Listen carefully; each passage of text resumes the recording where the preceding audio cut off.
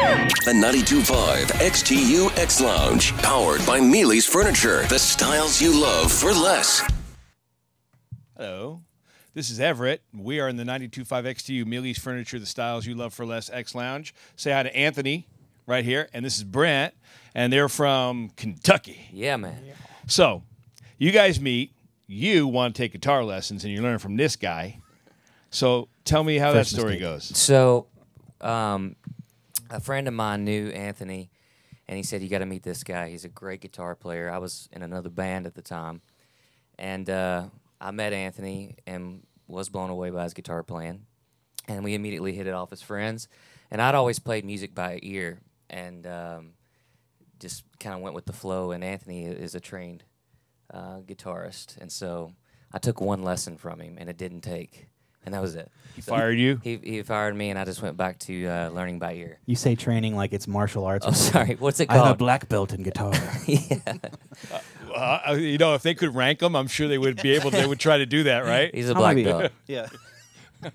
So tell me, what's a classical trained guitarist do? Like, what does that mean to us normal folks? Well, I started learning by ear too for years, but when I got senior year in high school, my mom's like, you have to go to college. I'm like, oh God, what am I going to do? And so I decided to study music, and classical guitar was the closest. I knew how to play guitar, so I was like, oh, I can do that. It proved to be a lot harder than I thought it would be, but I ended up loving it. So I guess like reading music, composing music, analyzing music, eating music, sleeping music, other things music.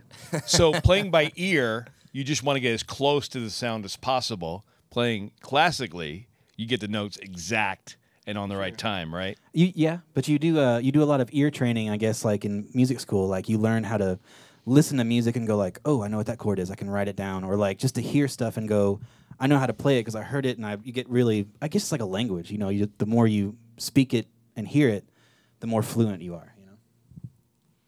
He's so smart. I got to tell you, I just go the black belt. It's the black belt. Yeah, so that's amazing. So so lessons don't work out.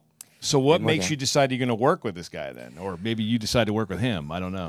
Well, we hit it off, like I said earlier. We hit it off as really close friends, and we started writing songs together. I think that's when it kind of clicked. We both grew as songwriters together, and that's a whole nother animal to tackle when as a musician is songwriting. So I've always had a passion for it since I was a kid, but when you decide to take it serious and go to the next level, it's another thing. Brent's good.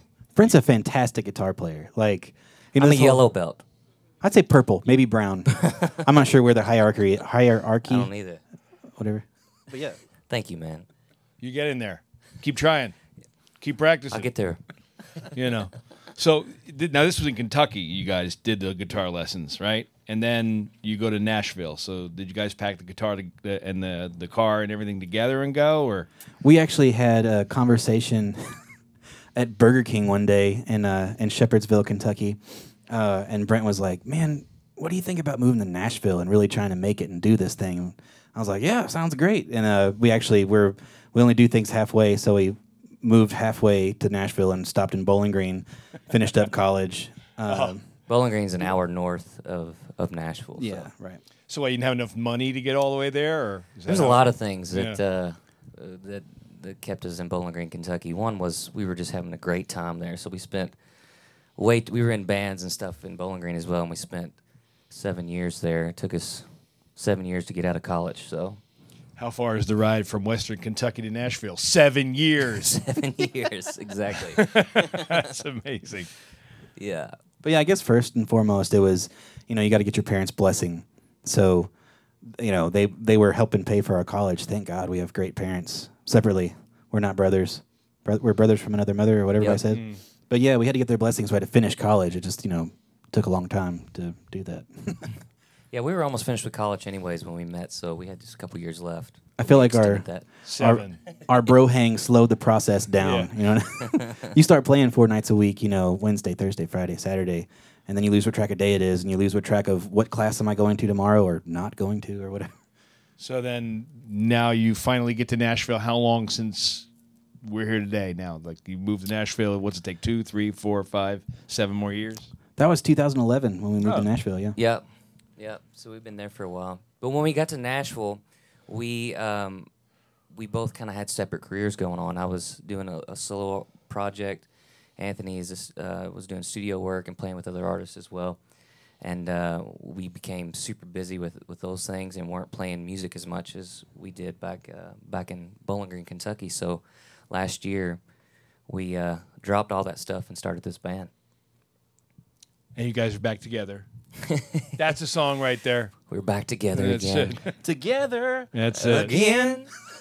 This is Everett. Performance coming up here on 92.5 XTU. Nice to meet you guys. Good to meet you, man.